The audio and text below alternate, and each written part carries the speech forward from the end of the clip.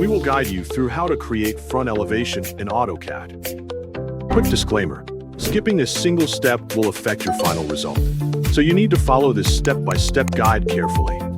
If this guide helpful, don't forget to like and subscribe. First, don't forget to comment if you still need our help or want to ask something, and we will reach you as soon as possible.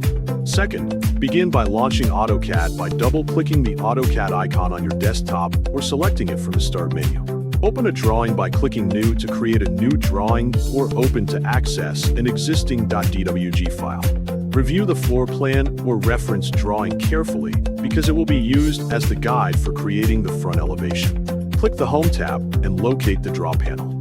Click the Line tool or type Line in the command line. Then draw the ground line for the front elevation. Next, draw the overall width and height of the building using construction lines based on the dimensions shown in the floor plan.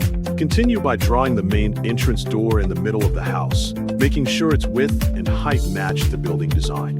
Create a window on one side of the front elevation using the line, rectangle, or offset commands as needed. After completing the first window, type Move in the command line, select the window, and position it accurately in the middle of the wall if necessary. Next, type Mirror, select the completed window, specify the mirror line through the center of the building, and create a matching window on the opposite side so both windows remain symmetrical. Continue by drawing the roof outline with the required height, then use the Offset command to create the roof thickness. Type Hatch and apply a suitable hatch pattern to the roof surface to improve the drawing presentation. Finally, use the Dim command to add dimensions for the overall width, height, door size, window size, and other important measurements. Use Offset to create door and window frames.